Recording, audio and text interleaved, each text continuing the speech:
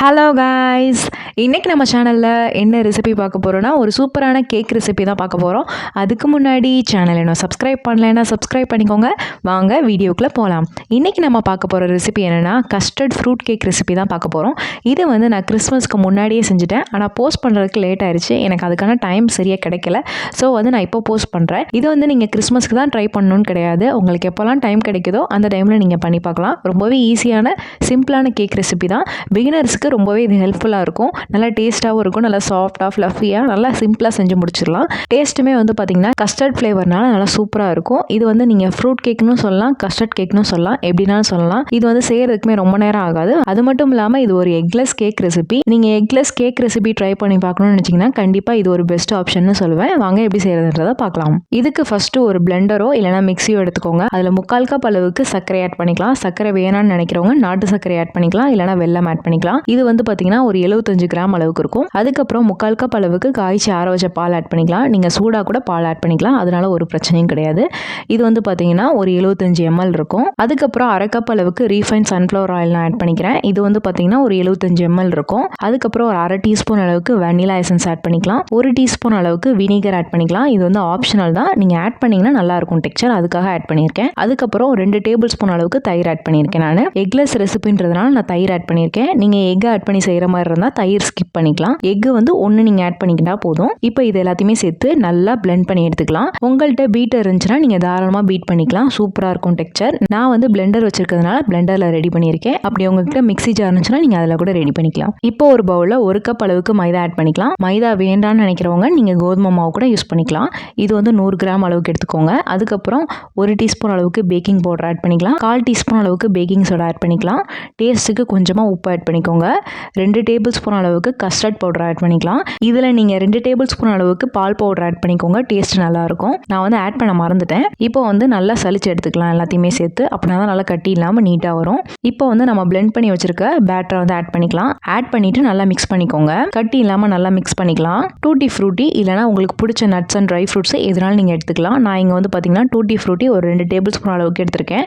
இதில் வந்து 1 table spoon அளவுக்கு மைதா ஆட் பண்ணிட்டு நல்லா மிக்ஸ் பண்ணிக்கோங்க. மைதாவோட நம்ம மிக்ஸ் பண்ணி செய்யும் போது என்ன ஆகும்னா அந்த நட்ஸ் அண்ட் ட்ரை ஃப்ரூட்ஸ் அப்படியே வந்து கீழே செட்டில் ஆகாமல் நடுவில் அங்கங்கே இருக்கும். இப்போ இதையும் சேர்த்து நல்லா மிக்ஸ் பண்ணிக்கலாம். மிக்ஸ் பண்ணி இதை தனியாக வச்சுக்கோங்க. பேட்டர் வந்து ரொம்ப தனியாக இருக்கக்கூடாது, ரொம்ப கெட்டியாக இருக்கக்கூடாது, இந்த அளவுக்கு இருக்கணும். இப்போ வந்து நம்ம குக்கர் எடுத்துக்கலாம். குக்கர் இல்லாதவங்க நீங்கள் கடாய் யூஸ் பண்ணிக்கலாம். கடாய் இல்லாதவங்க தோசை பேனில் கூட நீங்கள் ப்ரீ ஹீட் பண்ணி வச்சுக்கலாம். இப்போ வந்து நம்ம குக்கரை ப்ரீ ஹீட் பண்ணி வச்சுக்கலாம். இது ஒரு 10 நிமிஷத்துக்கு கேஸ்கட் மட்டும் எடுத்துகிட்டு நல்லா ப்ரீ ஹீட் பண்ணிக்கோங்க. மேலே வெயிட் வைக்கிறதும் வைக்காதும் அது உங்கள் இஷ்டம் தான். அதனால ஒரு ப்ராப்ளமும் கிடையாது.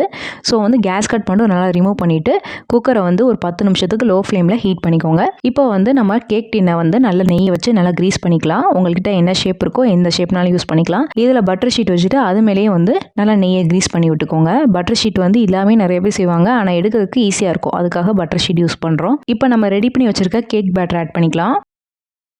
ஆட் பண்ணிவிட்டு நல்லா டேப் பண்ணி விட்டுக்கோங்க. இப்போ மேலே வந்து டெக்கரேஷனுக்கு உங்ககிட்ட என்ன நட்ஸ் அண்ட் ட்ரை ஃப்ரூட்ஸ் இருக்கோ அதை ஆட் பண்ணிக்கலாம். நான் இங்கே டூட்டி ஃப்ரூட்டி ஆட் பண்ணியிருக்கேன். இப்போ வந்து இதை ரெடி பண்ணியாச்சு. இப்போ நம்ம ப்ரீ ஹீட் பண்ணி வச்சுருக்க குக்கரில் ஒரு ஸ்டாண்ட் உள்ளுக்கு வச்சுக்கோங்க. ஸ்டாண்ட் வச்சுட்டு அது மேலே மெதுவாக வந்து ப்ளேஸ் பண்ணிக்கலாம். ப்ளேஸ் பண்ணிவிட்டு இப்போ கரெக்டாக மூடிடுங்க. கேஸ்கெட் இல்லாமல் 1 மணி நேரம் வரைக்கும் லோ ஃப்ளேமில் தான் வச்சு நீங்கள் பேக் பண்ணி எடுக்கணும். மீடியம் ஃப்ளேம்லேயோ ஹை ஃப்ளேம்லேயோ வைக்கக்கூடாது. ஏன்னா சீக்கிரம் கீழே கருகிரும். மேலே வந்து வேகாமே அப்படியே இருக்கும் களி மாதிரி. ஸோ வந்து லோ ஃப்ளேமில் தான் நீங்கள் வச்சு பேக் பண்ணி எடுக்கணும். இது வந்து பார்த்தீங்கன்னா நீங்கள் கடாயில் வச்சாலும் குக்கரில் வச்சாலும் இதே மாதிரி தான் பண்ணணும். இது வந்து வெந்துருச்சா இல்லையான்னு செக் பண்ணி பார்க்கறதுக்கு டூத் பிக் வச்சு இந்த மாதிரி குத்தி பாருங்கள். நல்லா ஒட்டாமல் நீட்டாக வரணும். அப்படின்னா தான் நல்லா வெந்துருச்சுன்னு அர்த்தம். அப்படி கையில் ஒட்டுச்சுன்னா இன்னும் கொஞ்சம் நேரம் நீங்கள் பேக் பண்ண எடுக்கணும்னு அர்த்தம். இது ஆவரேஜாக எவ்வளோ நேரம் வேகும் அப்படின்னு பார்த்தீங்கன்னா 1 மணி நேரம் எடுத்துக்கிறோம். ஏன்னா நீங்கள் வச்சுருக்க டின் சைஸ் பொறுத்து ஹைட்டு பொறுத்து தான் வந்து வெந்து வரும்.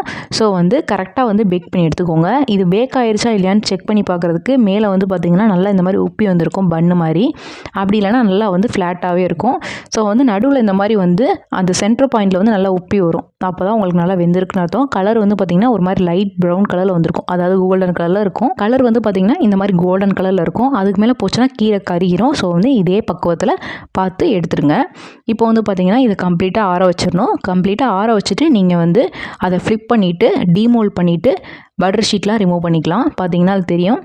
நல்லா வந்து ஃப்ளிப் பண்ணியாச்சு. மெதுவாக வந்து பட்டர் ஷீட்டை மட்டும் ரிமூவ் பண்ணிவிடுங்க.